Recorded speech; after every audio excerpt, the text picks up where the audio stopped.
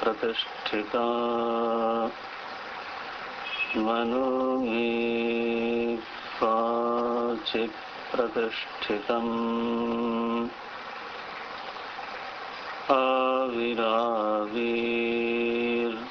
आविराविर्मयेधि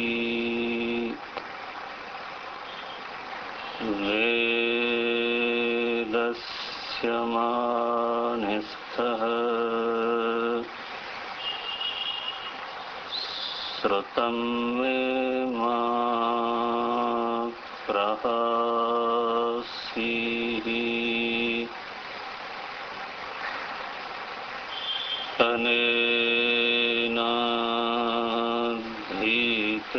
अनेनाधीतेन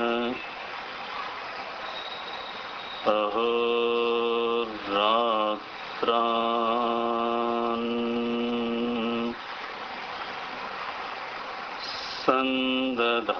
संदधामि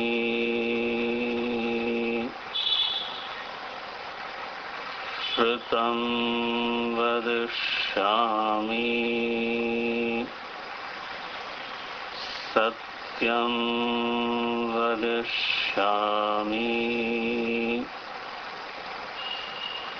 तन्मां भवतु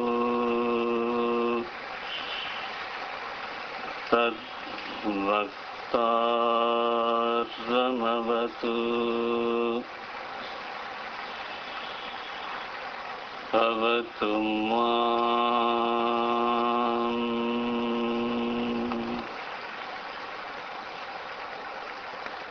भवतु वक्तारम्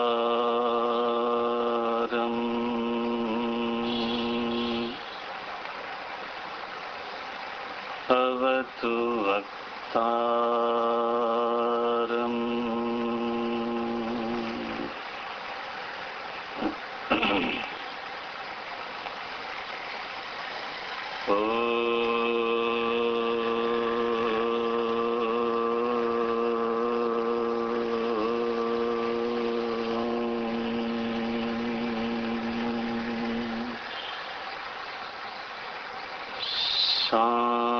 शांति शांति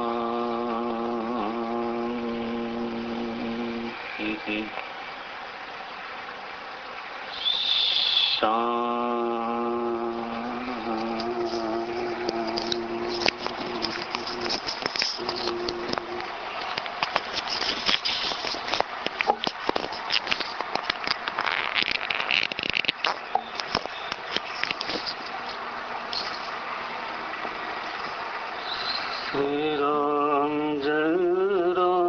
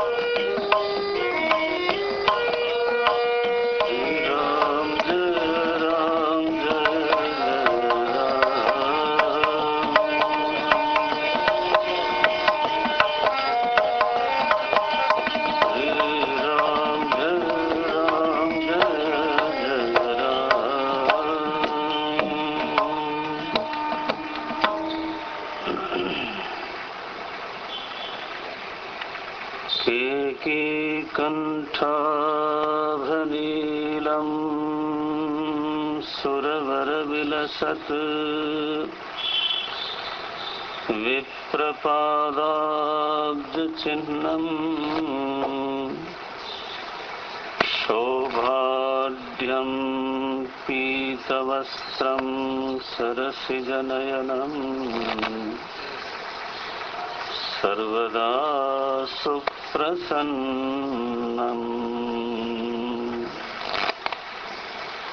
पाणौ नाराचचापं कपिनिकरयुतं बन्धुना सेव्यमानम्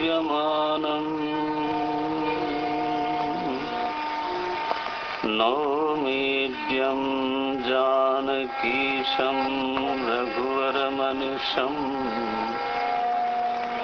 पुष्पकारूढरामम्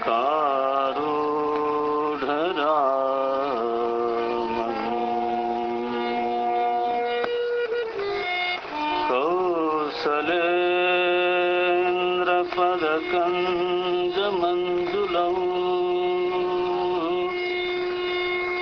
कौशलेन्द्रपदकञ्जमञ्जुलौ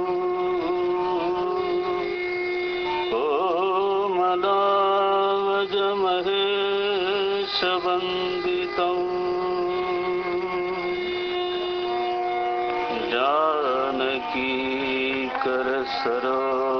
जानकीकरसरोजलालितौ चिन्तकस्य मनभृङ्गसङ्गिनौ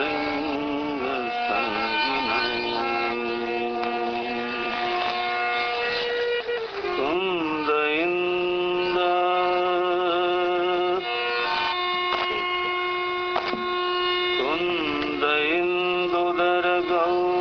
इन्दुदरगौरसुन्दरम् अम्बिकापतिमभीष्टसिद्धिदम् कारुणीककलकुञ्जलोचनम् नौमि शङ्करमनङ्गमोचनम् नौमि शङ्करमनङ्गमोचनम् नौमि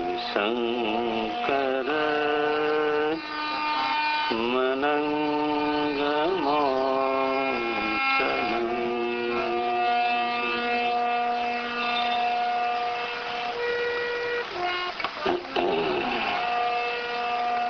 नारायण। ओम महागणपते नमः।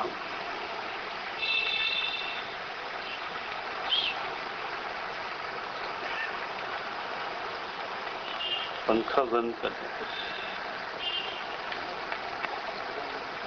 आज से आगे 6 दिनों तक हम लोग, थोड़ा तेज रखें आवाज तेज। अगले 6 दिनों तक हम लोग रामचरितमानस के उत्तरकांड का अध्ययन करने का अभ्यास करेंगे।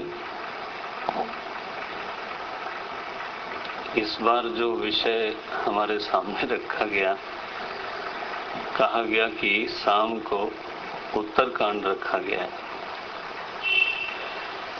उत्तरकांड में 130 दोहे हैं और आप में से बहुत लोग जानते होंगे कि कई बार मैं एक दोहे में यज्ञ पूरा कर पाता हूँ। तो लेकिन ये भी एक प्रयोग है, बल्कि कहना चाहिए इसका अपना एक रस है कि इतने सारे विषयों को कहीं थोड़ा विस्तार से, कहीं थोड़ा स्पर्श करते हुए तो 6 दिनों में पूरा करने का प्रयास होवे। एक नया प्रयोग है और हम इसको पूरा करना चाहेंगे।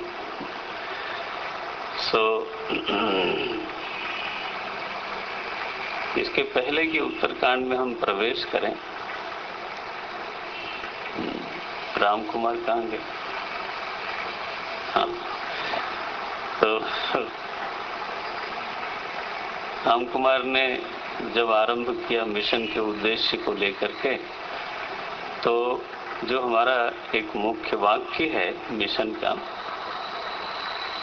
गुरुदेव ने बनाया, इसलिए हम थोड़ा आज उस पर चर्चा करते हैं। ऐसी प्रेरणा मिल गई उसको सुनते हुए। वाक्य ऐसा है, चिन्मय मिशन का उद्देश्य क्या है? तो लिखा गया, अधिक से अधिक लोगों को अधिक से अधिक समय तक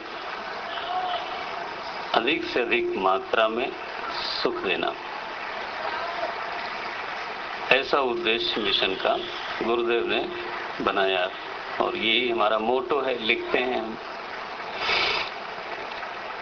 सुनने में लगता है कि ये कुछ ज्यादा ही बोला जा रहा है। अधिक से अधिक लोगों को अधिक से अधिक मात्रा में अधिक से अधिक सुख देना, हमारा बेसिक इंस्टिंक्ट ये है कि हम अधिक से अधिक समय तक अधिक से अधिक मात्रा में स्वयं सुखी होना चाहते हैं, है कि नहीं? सच्चाई तो यही है कि हमारा जो मूल संवेग है, बेसिक इंस्टिंक्ट है, जो नैसर्गिक इच्छा है, वो तो यही है, जितना सुख मिल जाए हमें कम पड़ता है। तो जब इस तरह के वाक्य बोले जाते हैं तो कई बार ऐसा लगता है कि दिस इज टू आइडियलिस्टिक, कुछ ज्यादा ही आदर्श की बात है। और कई बार तो ऐसा भी लग सकता है कि ये आदर्श कागज पर लिखने के लिए अच्छा है, किताब में पढ़ने के लिए बहुत अच्छा है, लेकिन जो आदर्श हमारी मूल भावना से मेल नहीं खाता, जो हमारी नैसर्गिक इच्छा के अनुसार नहीं है, वो कोरा आदर्श हो जाता है। तो उसको जिया जा सकता है कि नहीं? मैं फिर से निवेदन करूं कि हमारा जो बेसिक इंस्टिंक्ट है, मूल भावना है, वो है स्वयं अधिक से अधिक मात्रा में अधिक से अधिक समय तक सुखी होना। और मिशन ने जो उद्देश्य बनाया वो ऐसा बनाया कि अधिक से अधिक लोगों को अधिक से अधिक मात्रा में और अधिक से अधिक समय तक सुखी करना। तो जितना मेरी समझ में आया ये वाक्य, आज मैं कुछ ऐसी प्रेरणा मिल गई तो मैं आपके साथ बांटता हूं, उसको शेयर करता हूं। भगवान का जो विधान हमको सृष्टि में दिखाई देता है, ऑब्जर्वेशन से जो बात समझ में आती है, वो ये है कि ये बात सही है कि हम ही सुखी होना चाहते हैं। ये बिल्कुल सही है। हम सम्मानित होना चाहते हैं, हमको प्रेम चाहिए, हमको कंफर्ट चाहिए, ये हमको चाहिए। शारीरिक धरातल पर हमको जो चीज चाहिए उसका नाम है कंफर्ट, सुविधा। भावना के धरातल पर हमको जो चीज चाहिए उसका नाम है, तीन शब्द हैं जो हमको समझ में आते हैं। भावना के धरातल पर पहली चीज जो बहुत जरूरी लगती है वो है प्रेम। मैं ऐसे माहौल में रहना नहीं चाहता जहां मुझे कोई प्रेम न करे। ये एक बहुत बढ़िया फीलिंग होती है कि मुझे प्रेम किया जा रहा है। I am being loved, I am loved one. It's a very good feeling, very soothing feeling, and everybody wants it. सभी लोगों को ये चाहिए। तो प्रेम एक मन की भूख है।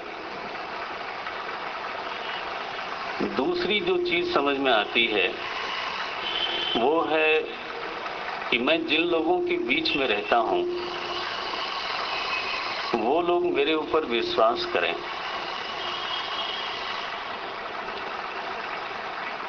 आदमी वहां चाहे सोना बरसता हो, लेकिन वहां रहना उसके लिए नरक की तरह हो जाता है अगर लोग उसके ऊपर संदेह करते हों। किसी को ये बात पसंद नहीं है कि मेरे ऊपर कोई डाउट करे, चाहे बड़े करें चाहे छोटे करें। संदेह किसी को भी पसंद नहीं है। तो आदमी की जो मानसिक भूख है, भावना के धरातल पर जो भूख है, वो है कि उस पर विश्वास किया जाए। I want to be believed.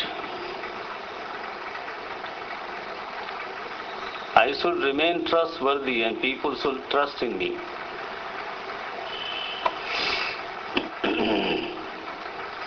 मन की तीसरी एक भूख है, क्योंकि प्रेम और विश्वास ये दो भूख तो ठीक है, लेकिन एक और चाहिए तब जाके कंप्लीट होता है। वो है कि जिन लोगों के बीच में मैं रहता हूं वो लोग मेरे अस्तित्व का आदर करें। I should be respected one. My existence should be respected. हो सकता है मेरी बुद्धि का कोई सम्मान न करे, मैं बहुत पढ़ा लिखा न हूं, संभव है। संभव है मेरे कपड़े का कोई सम्मान न करे, लेकिन the very existence has to be respected.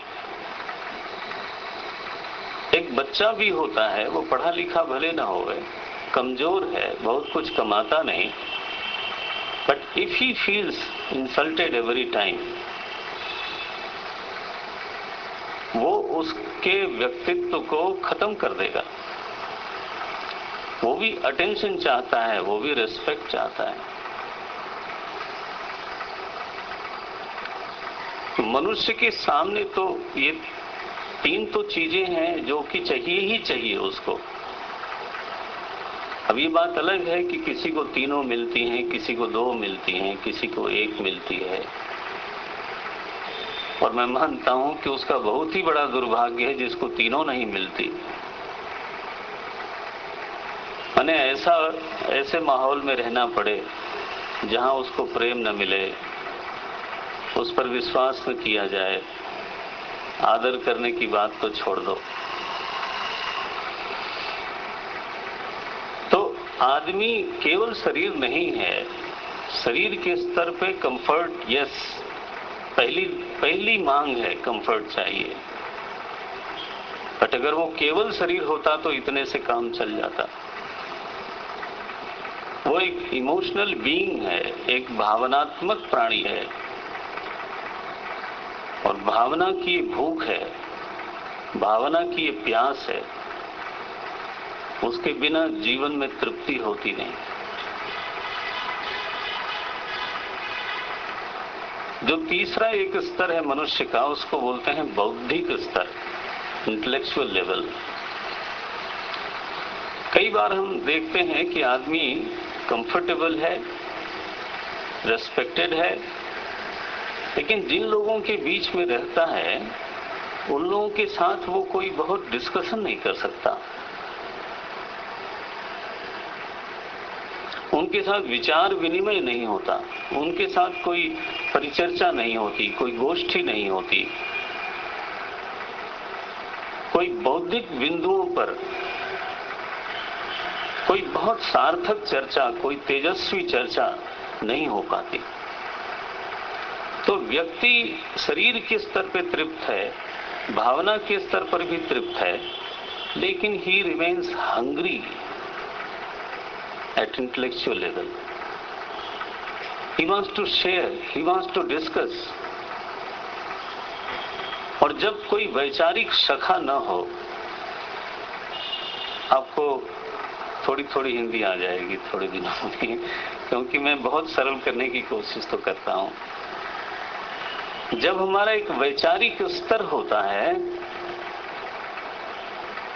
जब दो आदमी ऐसे मिले जिनका एक वैचारिक धरातल है, एक इंटेलेक्चुअल लेवल है, और जब डिस्कशन होता है नेशनल इश्यूज पर, इंटरनेशनल इश्यूज पर, अथवा सोशल इश्यूज पर, और स्पिरिचुअल इश्यूज पर, और फिलॉसफिकल इश्यूज पे, एक बहुत गहरा सेटिस्फैक्शन होता है, रोशनी आती है जीवन में, एक प्रकाश फैलता है, और वो आदमी की भूख है, वो चाहिए उसको। आदमी की लग्जरी नहीं है वो आदमी की जरूरत है। जब हम कहते हैं कि सुख चाहिए, जो चीज हमको चाहिए, तो मैं समझता हूं इन तीन शब्दों में, तीनों धरातल पर हमारी मांग को समझा जा सकता है। आदमी को क्या चाहिए आखिर? बौद्धिक धरातल पर एक चीज चाहिए, भावना के धरातल पर दूसरी चीज चाहिए, शरीर के धरातल पर तीसरी चीज चाहिए।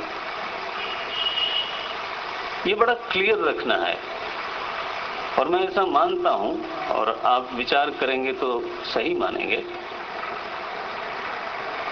कि कोई किसी का सब्स्टिट्यूट नहीं है। मान लो कोई शरीर के स्तर पे अनकंफर्टेबल हो और बौद्धिक धरातल पे अच्छे विचार होते हों, जरा पूरा नहीं पड़ता है। और कोई शारीरिक स्तर पे कंफर्टेबल है, but intellectual level is zero, और इमोशनल लेवल पे, भावना के धरातल पर उसको प्रेम नहीं मिलता, उसको ये नहीं लगता कि उसको लगता है nobody is committed with me. जब इस तरह की स्थिति होती है, आदमी बेचैन होता है। अब अगर इतना साफ है, तब इस वाक्य को उठा के देखा जाए। जब हम कहते हैं कि हम सुख देना चाहते हैं, तो क्यों देना चाहते हैं? व्यवस्था ये है परमात्मा की। देखो, ये हमारे गुरुदेव ऋषि तुल्य लोग थे। ईश्वर की जो व्यवस्था है वो ये है कि आदमी को चाहिए सब कुछ, ये ठीक है, लेकिन एक विडंबना है कि जो चीज उसको चाहिए वो खुद स्वयं अपने को दे नहीं सकता। मैं दोहराता हूं, जो चीज मुझको चाहिए वो मैं खुद अपने को दे नहीं सकता। मानिए कि मुझे प्रेम चाहिए, I have to receive from someone. भगवान कभी मिले तो उनसे मैं पूछने वाला हूं कि ये इतनी साजिश क्यों रखी हुई है। ये तो बहुत बड़ा षड्यंत्र कर रखा है कि जो चीज मुझको चाहिए मैं खुद अपने को नहीं दे सकता। somebody has to give me। मुझे प्रेम चाहिए तो कोई दे, मुझे आदर चाहिए तो कोई दे, मुझे लोगों का विश्वास चाहिए तो लोग दें। मुझ में यह सामर्थ्य नहीं है कि मैं अपने आप को प्रेम दे सकूं, मैं अपने आप को विश्वास दे सकूं, मैं अपने आप को आदर दे सकूं। और मैं क्या बताऊं, मैं अपने आप को कंफर्ट नहीं दे सकता। कोई न कोई होगा जो मुझे कंफर्ट देगा। अगर मुझे एक गिलास पानी चाहिए और मुझे ही लेना पड़े तो इज इट कंफर्टेबल?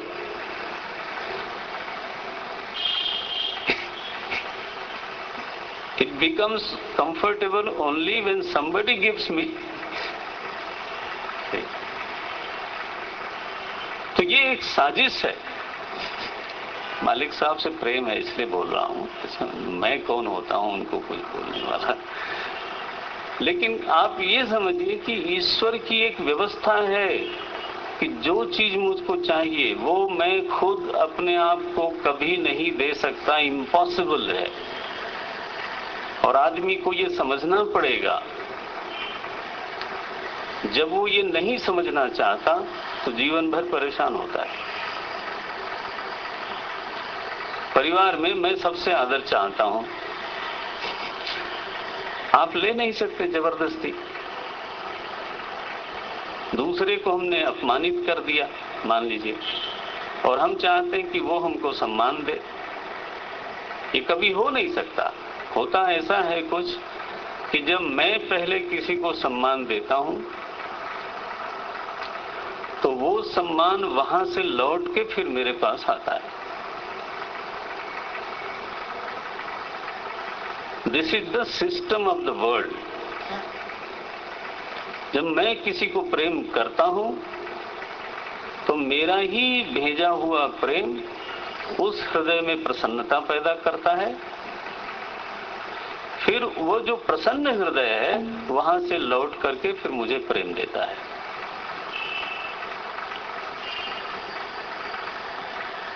तो ईश्वर की व्यवस्था ये है कि अगर आपको सुख चाहिए, हाँ, तो आपकी जिम्मेदारी ये होती है कि आप पहले सामने वालों को सुखी करो। और जो सुखी हृदय है केवल वही हमको सुख दे सकता है। अगर मैं दूसरे को दुखी कर देता हूं तो जो दुखी हृदय है वो हमको सुख देगा, माने जो जिसके पास है वही तो देगा। अगर उसके हृदय में दुख है, मैंने ही दुख पैदा किया है, तो वो हमको सुख कहां से लाके देगा? अगर मैं दूसरे को प्रेम देता नहीं फिर वो लौट के आएगा कैसे? अगर मैं दूसरे की केयर करता नहीं तो मेरी केयर होनी चाहिए, ये ठीक है, लेकिन वो मिलेगी कैसे?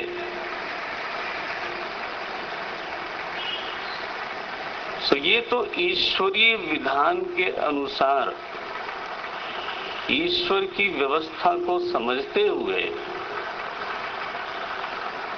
एक वाक्य बनाया गया कि अगर ये व्रत ले ले कोई, चिन्मय मिशन की ये सदस्यता शुल्क है, ये this is the main fees to become Chinmaya mission member. अगर उसको ये समझ में आ जाए कि मुझे अगर सुखी होना है तो ये व्रत है कि जो भी हमारे सामने होगा, आसपास होगा, मेरा प्रयास होगा कि उसके शारीरिक स्तर पे अथवा भावना के स्तर पे अथवा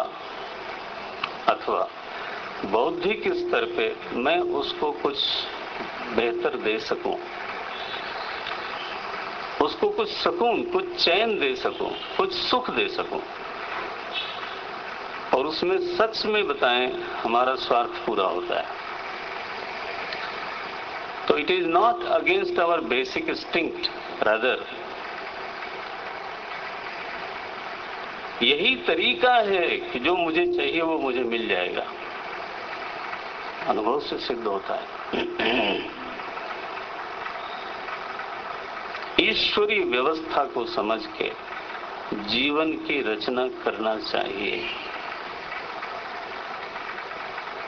जब हमारी जीवन रचना, जब हमारी जीवन शैली इन ट्यून होती है, प्राकृतिक नियमों के अनुसार जब होती है, तब वो सफल होती है। और जब हमारी जीवन शैली में प्राकृतिक व्यवस्था से विरोध होता है,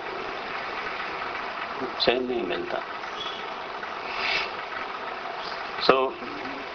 इस वाक्य का ऐसा कुछ अर्थ है, और इस वाक्य को ध्यान में रख के धरातल 3 हैं, तीनों धरातल पर अलग अलग प्रयास होना चाहिए।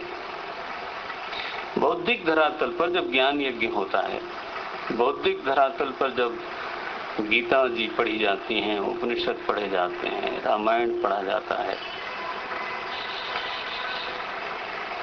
तो बहुत सारे लाभ हैं। उसमें से हम आज एक का उल्लेख करके फिर हम अपने विषय पर लौटेंगे। आदमी के भीतर, पूरे व्यक्तित्व में जो सबसे भीतरी चीज है, उसका नाम है उसका वैल्यू सिस्टम। उसके जीवन मूल्य क्या हैं, उन्हीं मूल्यों के अनुसार फिर वो सोचता है और उसी सोच के अनुसार फिर वो काम करता है। जीवन में जिन चीजों को हमने मान्यता दी है, जिन चीजों को हमने सच करके स्वीकार किया है, दृष्टांत के लिए बोलो तो अगर हमने ये माना कि बुरे काम का भी नतीजा अच्छा होता है, सपोज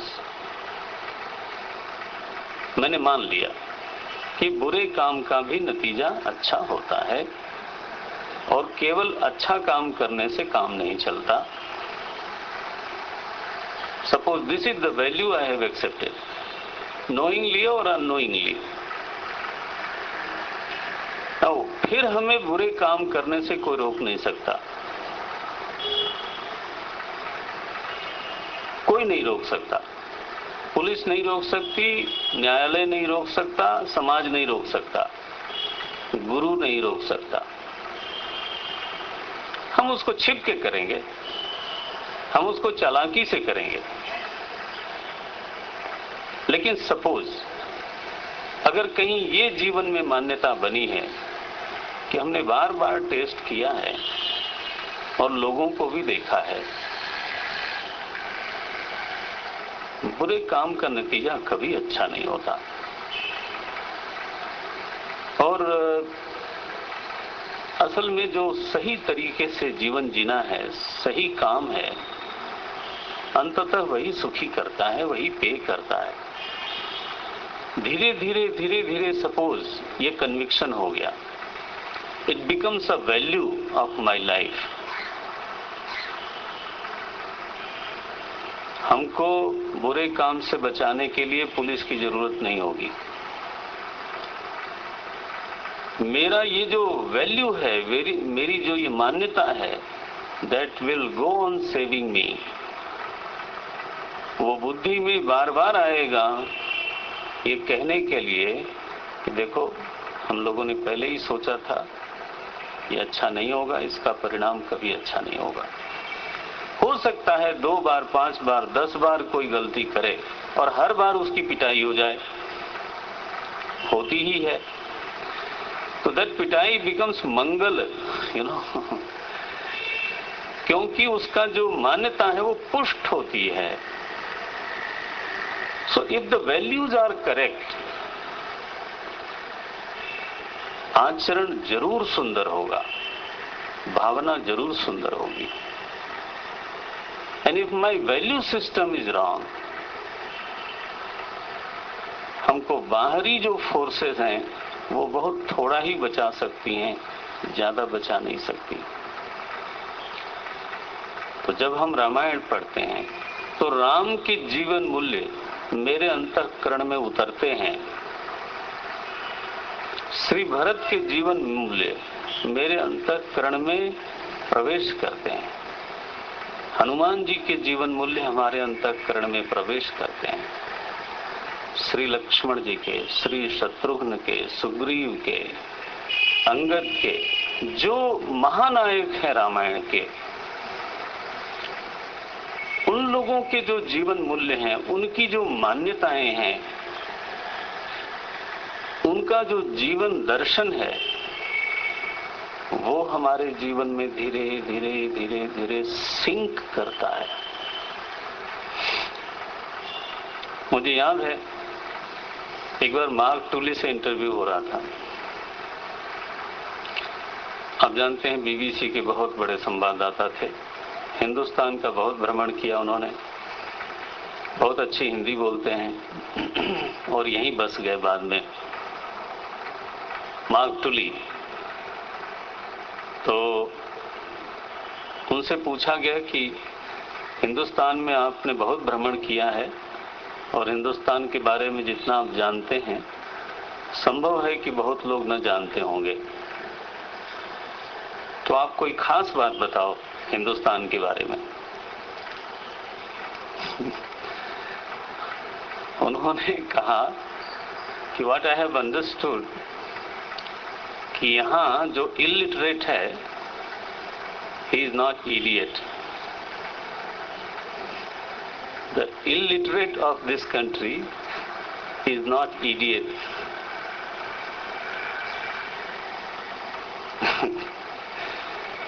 क्योंकि उसके तो गांव में घर में रामायण पढ़ी जाती है, भागवत पढ़ी जाती है, महाभारत पढ़ी जाती है, तो उसका वैल्यू सिस्टम तो ठीक है। वो कहता है मार्क टुली कि संभव है जीवन की समस्याओं को वो जो निरक्षर आदमी है वो कहीं अधिक मैच्योरिटी से डील करता हो, और जिसको आप पढ़ा लिखा बोलते हो he might be immature in comparison to that fellow। और वो बहुत बड़ी सच्चाई है इस देश की। साक्षर होना और शिक्षित होना बहुत फर्क है। कई बार हमारा सारा जोर होता है साक्षर बनाओ, बहुत अच्छी बात है, बुरी बात नहीं, लेकिन हम जानते हैं कि ज्यादातर गलतियां साक्षर लोग करते हैं, निरक्षर बेचारे तो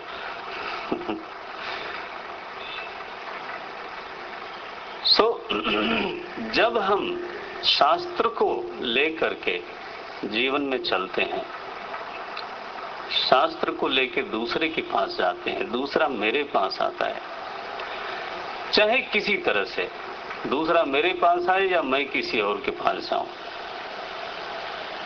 कुल मिला के जब शास्त्र मेरे जीवन में आता है तो मेरे जीवन मूल्य ठीक होते हैं, मेरे नोशंस ठीक होते हैं, मेरी धारणाएं बदलती हैं और उससे जीवन की दिशा बदलती है। उससे सही दिशा में चलने वाला व्यक्ति निश्चित है कि वो अपने लक्ष्य पे पहुंचता है। गलत दिशा में दौड़ता हुआ भी कोई चले तो वो और दूर होता जाता है। दिशा ठीक होनी चाहिए। सुशास्त्रों को जीवन में आना चाहिए, ये हमारे गुरुदेव का निर्णय रहा है और उसी निर्णय के अनुसार फिर ये कार्यक्रम होते रहते हैं। हम उत्तरकांड के बारे में 2-3 बातें बोलते हैं और आज पूरा करेंगे। ऐसा माना जाता है हमारे रामायण के जानकार लोगों के बीच में कि उत्तरकांड विषय की दृष्टि से बहुत गंभीर है। कारण है कि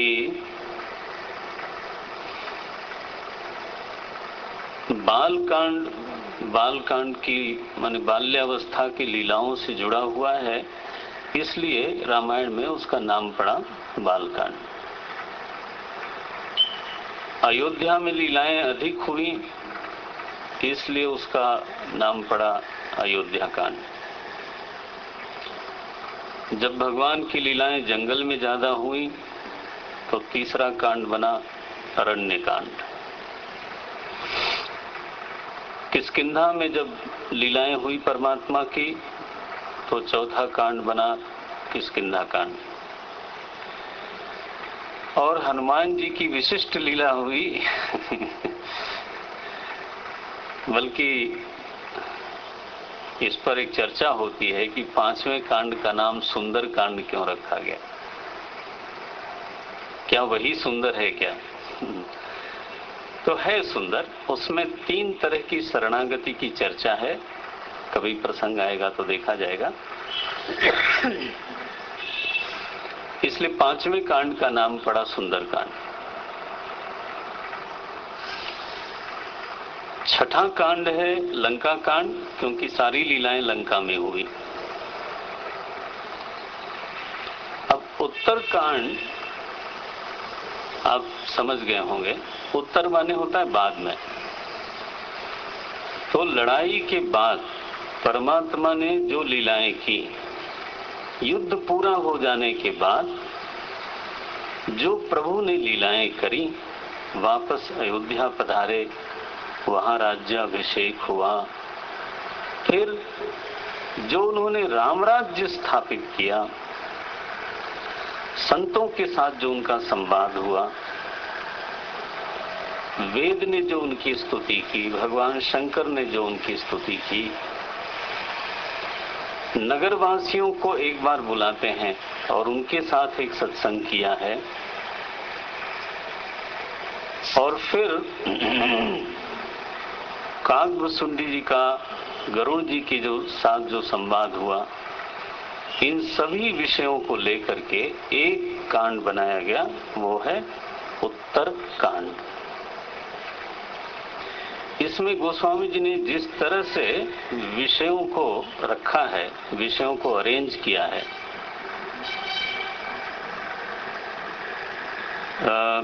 आप उसको धारण कर पाए तो 20 दोहे जो शुरू के हैं,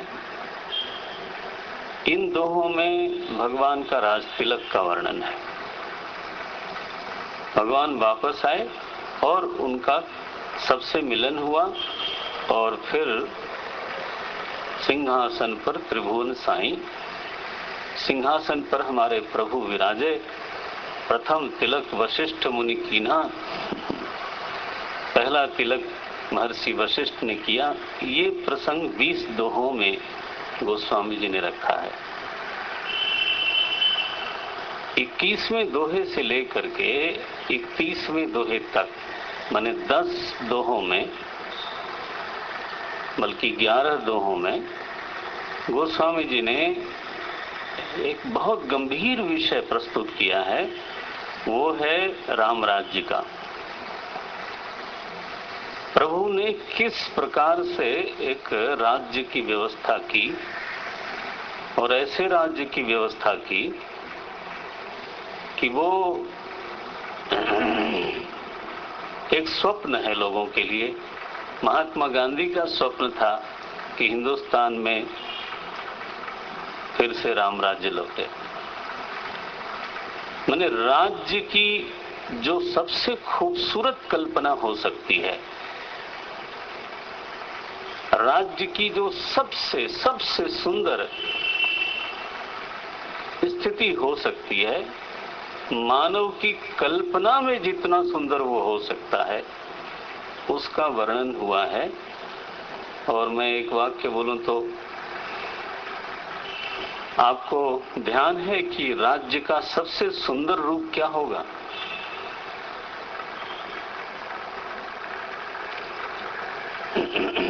राज्य का सबसे सुंदर ये है रूप जहां पर राज्य की आवश्यकता न रहे।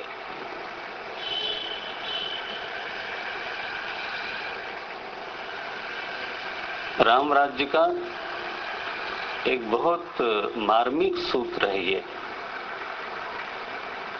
भगवान ने ऐसी व्यवस्था की कि दंड की जरूरत नहीं रही। दंड जतिन कर, भेद नीति की जरूरत नहीं रही। हम आएंगे, प्रभु जितना समय और प्रेरणा देंगे उस हिसाब से। डॉक्टर की सफलता क्या है?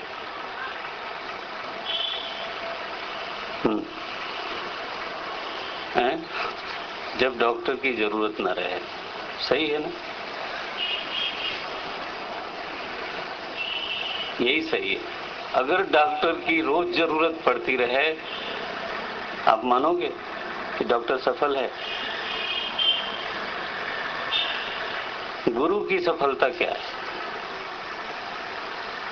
सच्ची यही है कि गुरु की सफलता यही है कि गुरु की जरूरत न रहे।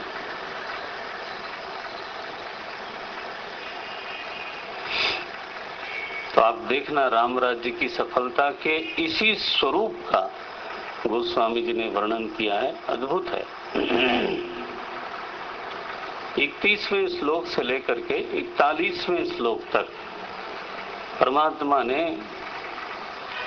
सत्संग क्या होता है, संत का लक्षण क्या है, असंत का लक्षण क्या है, इस विषय को वर्णन किया।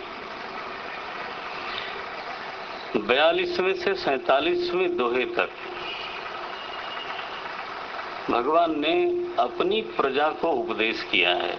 इसको बोलते हैं पुरजन गीता।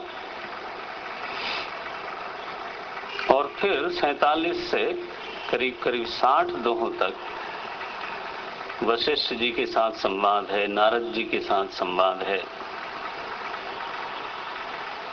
और फिर यहाँ पर उत्तरकांड में रामायण एक तरह से पूरी हो जाती है और गोस्वामी जी एक नया विषय लेते हैं। शिव जी ने कहा पार्वती जी से कि आपने जो पूछा था वो मैंने बता दिया, आपको कुछ और पूछना है क्या? उन्होंने कहा हम तो धन्य हो गए, अब हमें कुछ पूछना नहीं है, लेकिन फिर भी कुछ पूछना है। पूछना ये है कि आपने कहा कि काकभुसुंडी जी से मैंने कथा सुनी, तो ये कब सुनी आपने? मैं तो आपके साथ ही रहती हूँ। एक तो ये, दूसरे, अगर काकभुसुंडी जी इतने बड़े ज्ञानी हैं, भक्त हैं, तो वो कौवा क्यों बने? ये क्या प्रसंग है? तीसरा, गरुड़ जी पक्षियों के राजा हैं, भगवान के सन्निकट रहते हैं, भगवान उनके ऊपर सवारी करते हैं। गरुड़ जी को मोह कैसे हुआ? और अगर मोह हुआ तो वो काकभुसुंडी जी के पास कैसे गए? ये कुछ हमारी जिज्ञासाएं हैं। प्रभु इसका उत्तर मिल जाए तो बहुत कृपा होगी। तो शिव जी ने फिर ये प्रकरण आरंभ किया। किस तरह से गरुड़ और काकभुसुंडी का मिलन हुआ है, कैसे उपदेश हुआ, फिर काकभुसुंडी जी के अपने जीवन की कथा आरंभ होती है। उसी में ज्ञान का स्वरूप क्या है, भक्ति का स्वरूप क्या है, ये सारे विषय इसी संदर्भ में आते हैं। इस तरह से 129 दोहे तक ये कथा चलती है, 60वें से लेके, और फिर अंत में गोस्वामी जी पूरी रामायण का उपसंहार करते हैं। तो वैसे तो देखा जाए तो उत्तरकांड हो गया। अब मैं इसको बोलते हैं पेंसिल वर्क, रेखा चित्र तो हो गया। अब मैं कोशिश करूंगा कुछ कुछ रंग भरने का इसमें कल से। बहुत धन्यवाद। हरिओम। आरती करेंगे, इसके बाद फिर प्रस्थान करेंगे।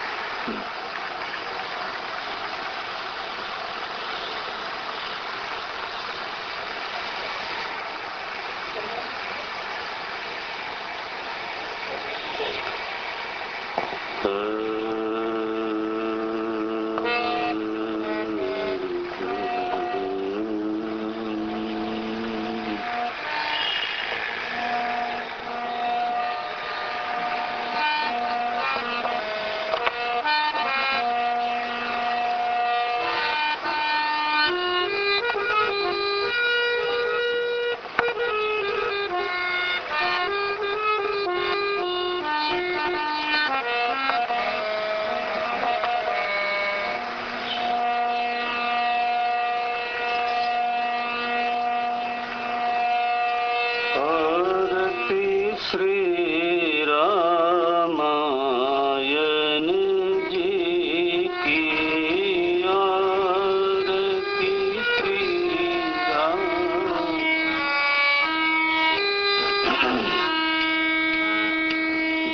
रामायण लाए होंगे, या तो पहले पेज पे या बाद में होगा। आरती श्री रामायण जी की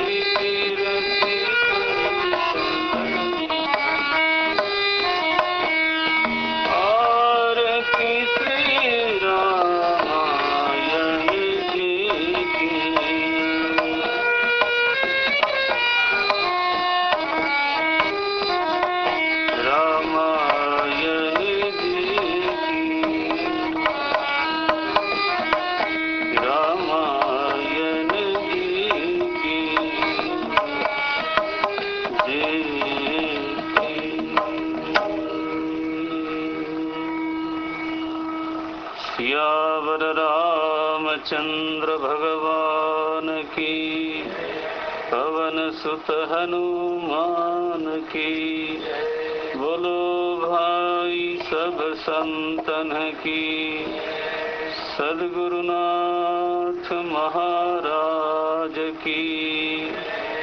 ओम नमः पार्वती पतये, हर हर महादेव। ओम पूर्णमदः पूर्णमिदं पूर्णात् पूर्णमुदच्यते, पूर्णस्य पूर्णमादाय पूर्णमेवावशिष्यते। ओम शांति शांति शांति। हरि ओम श्री गुरुभ्यो नमः। हरि ओम।